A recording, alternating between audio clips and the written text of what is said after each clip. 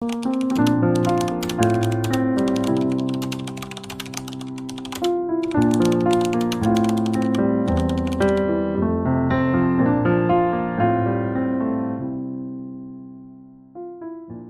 khi bắt đầu, nếu bạn đang tìm kiếm sách để học IELTS hiệu quả, thì đây là những cuốn sách chúng mình khuyên dùng. Bạn hãy xem ở phần giỏ hàng trong kênh nhé.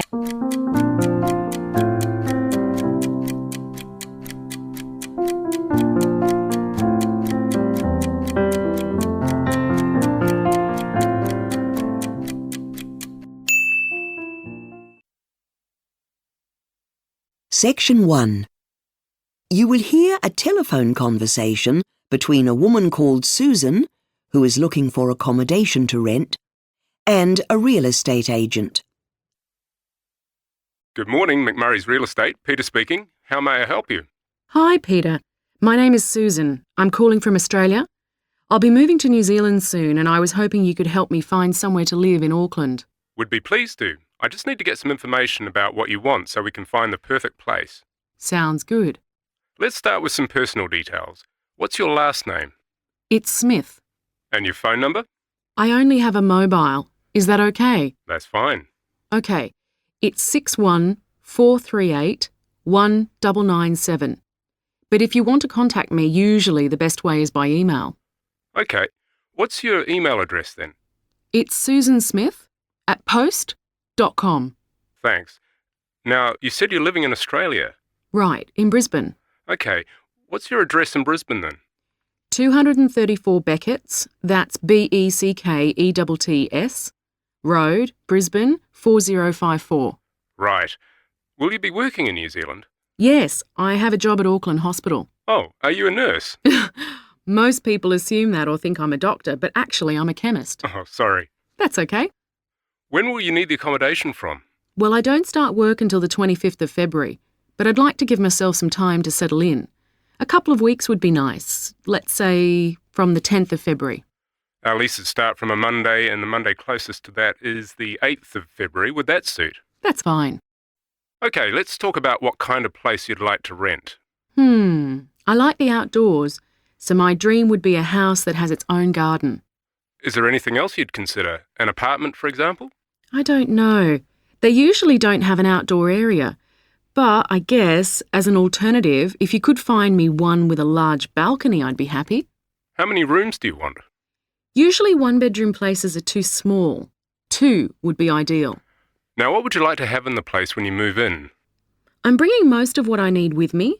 I have beds and sofas and a television, all that sort of stuff, so none of that is necessary. Sounds like you want a partially furnished house with a washing machine. Actually, I'm bringing that too. All I really need in the place is a fridge. I don't have one, so we'll definitely need one. Okay. Can you find something like that for around $350 a week? Well, I'll certainly try. I'll start looking for places that cost around $300 and see if there's anything suitable. You definitely won't need to pay more than $400 for something like that. Oh, that's good. I couldn't pay more than that. All right, I'll see what I can find. You're working at the hospital. Do you want to live somewhere near there? Most people think it's strange, but I don't like living close to work. But I'm a mad keen surfer, so it's important for me to be close to the beach. Okay. Do you need to be near public transport? No, I usually drive to work because I work a lot of shift work. So wherever I live, we'll need to have parking close to the doors so I won't have to walk far at night. Anything else? I've heard that power bills can get quite expensive, especially in the winter. It'd be great if electricity was part of the rent. Okay. Just one last question for our records. Where did you hear about us? You're calling...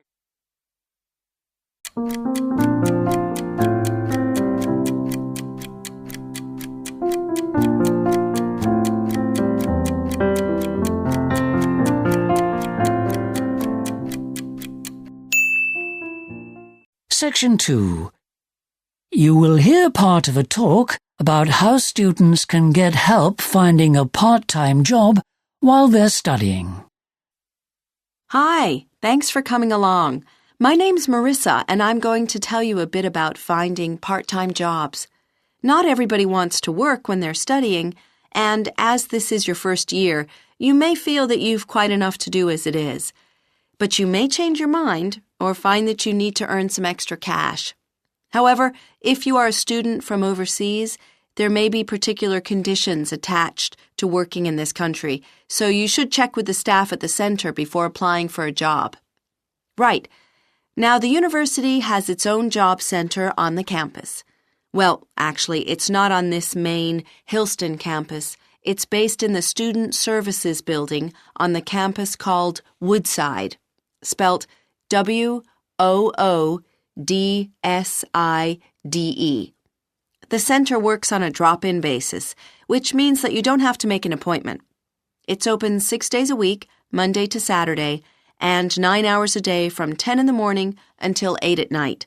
The center is run by other students, but a professional employment lawyer is on hand every Tuesday if you want any advice about your job. There may be a queue, in which case you will have to wait, so make sure you allow plenty of time.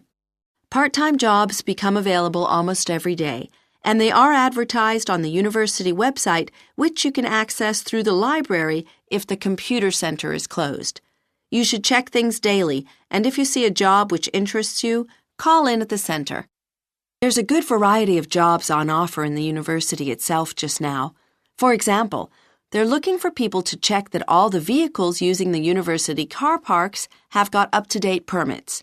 Office jobs rarely come up, but in future the university is hoping to be able to offer jobs in the IT center. There are also recruitment open days, which are held regularly during the year, when local employers come into the university to recruit students for part-time work within their company.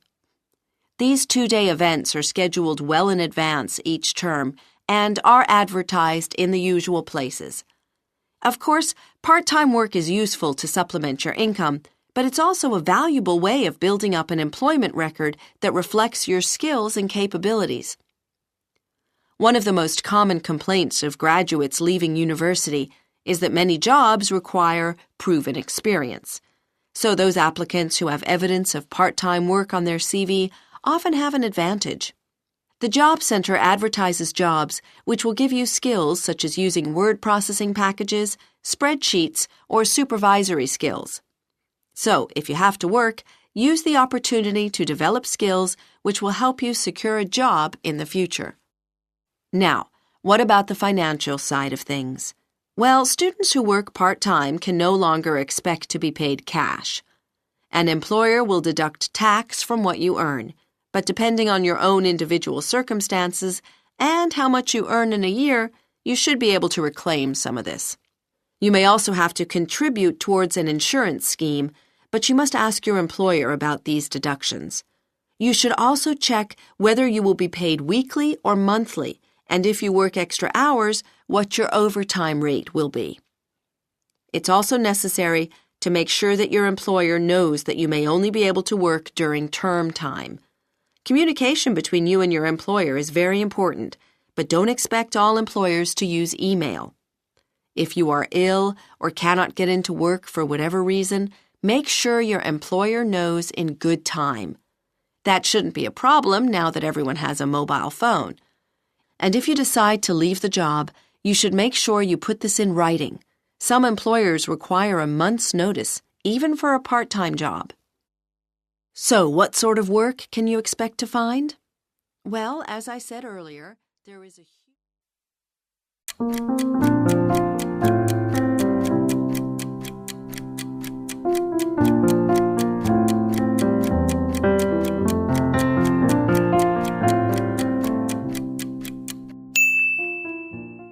Section 3.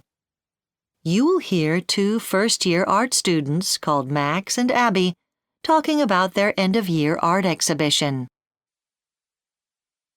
So, Abby, we have to prepare our individual displays for the end-of-year exhibition to showcase all the work we've done for the first year of our art degree. Yeah, Max. I've been thinking about how to put it all together. I'm excited about letting my friends and family see all the stuff I've produced. Me too. Actually, I'm really keen to see the work of the other students on our course. I mean, it'll be great to see all the finished displays. But we've seen what they've been doing throughout the year already, really. Anyway, what about getting feedback on our exhibition from our tutor? I wonder what that'll be like.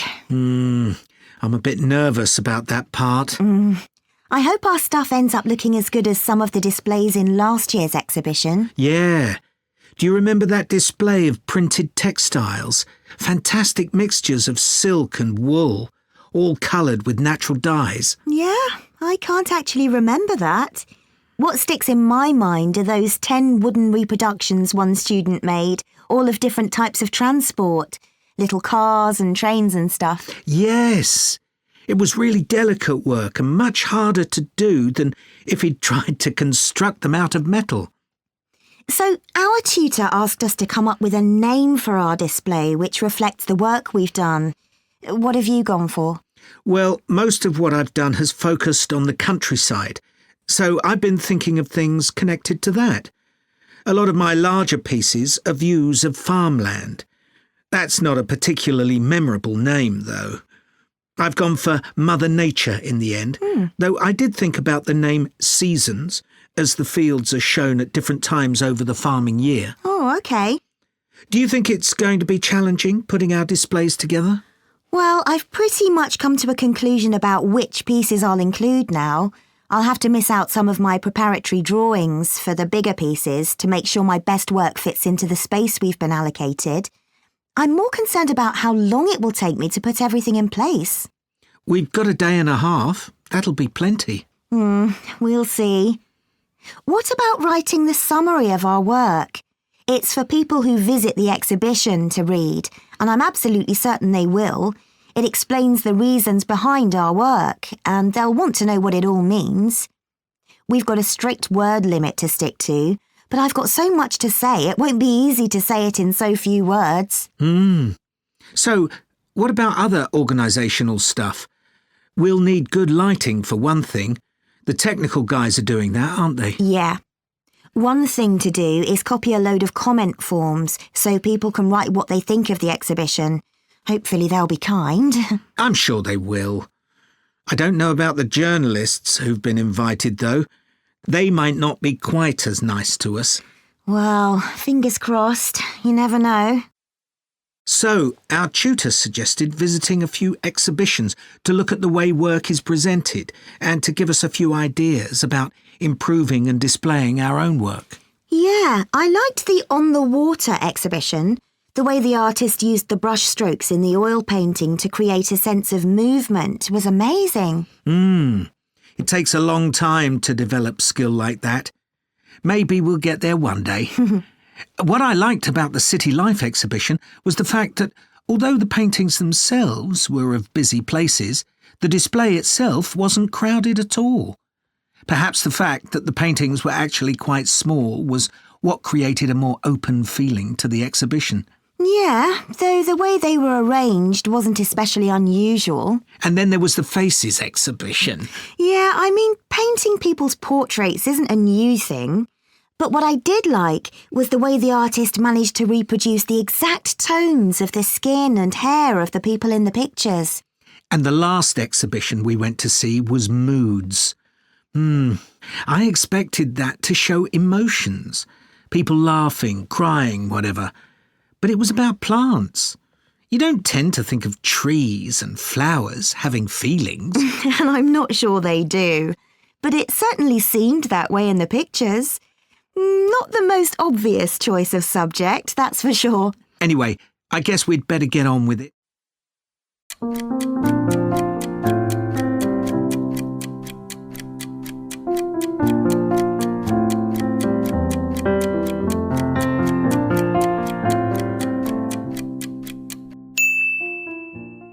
Section 4. You will hear part of a linguistics lecture about a language called Bishlama that is spoken in the Pacific Islands. Good morning and welcome back to this series of linguistics lectures. Today, I will be talking about the language Bishlama, which is a form of Pidgin English. Linguists use the term pidgin to describe new languages that are created by combining two or more existing languages, often in a simplified form. The study of pidgin languages is important because it provides us with information about language change and modification. The pidgin English known as Bishlama is used in the South Pacific nation of Vanuatu, a group of islands where 81 first languages are still regularly used by the local people. There are a further 17 local languages that are in danger of dying out and 8 that have been identified as extinct. This gives a total of 106 first languages in all, a very high number for a small country with a population of just 200,000 people. Then thinking about foreign languages, English is the most important and has official status largely because it is the medium for all education purposes. However, it is Bishlama that is the most widely spoken language in the country, used regularly by more than 90% of the population. We should note here that in earlier times some people had negative feelings towards the language. In fact, for many years it was commonly referred to as a broken language and its use was discouraged. But attitudes have changed dramatically, and today the people of Vanuatu are very proud of this unique language. It is only when we understand the historical context that we can comprehend just why Bishlama developed in Vanuatu. The first form of Pidgin English in this region can be traced to around 1800, when foreign traders arrived and local people were recruited to work as sailors. On board multilingual ships, there was an obvious need for a common tongue, and Pidgin English was born. This early form of Bishlama continued to spread as trade in the Pacific developed in sandalwood and other local commodities. Then from about 1860, a lot of people from Vanuatu travelled to Australia to work on the new plantations as labourers. Again, because of the multilingual nature of these workplaces, it was very important to have a common language.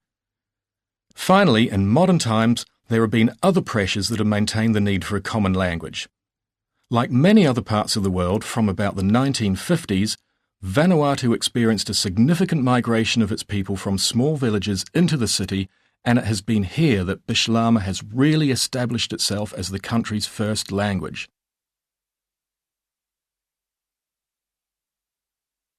So then, how can we describe the language itself? In general terms, Pidgin languages can be defined as extremely simple versions of the original language. However, this is not a satisfactory definition in this case, and linguists prefer to describe Bishlama as a developed Pidgin because it has more rules and ideas than most simple Pidgin languages found in other parts of the world. Let's think first about the vocabulary. Because Britain was the colonial power, the majority of Bishlama's vocabulary is derived from English. However, some care needs to be taken here. For example, the word from in Bishlama can also mean because of, so we need to be aware that words can have a wider range of meanings in Bishlama. Indeed, there are numerous other potentially misleading terms, and English is not the only contributor to the vocabulary. Again, because of the region's history, there are some words, around 5 to 10%, that are derived from French. Then, a relatively small number of words have been taken from local Pacific languages. Usually this is the case where there is no English equivalent for naturally occurring phenomena or to describe some aspect of the culture that is unique to the country. Finally, a word about grammar. Although the vocabulary is based largely on English, it's important to note that the grammatical structure of Bishlama is derived from patterns common in the local languages of Vanuatu. So, for example, there are 2 distinct pronouns meaning we. One means I and you, and another means I and some others, but not you. Sounds confusing in English, but in the local languages, such distinctions are common. A different example concerns the word long. It is almost the only preposition in Bishlama and may be used in place of a whole range of English words such as at, to, with, on, in, and so on. Well, that is the end of the formal part of the lecture. If you have any questions now, I'll be most happy to answer.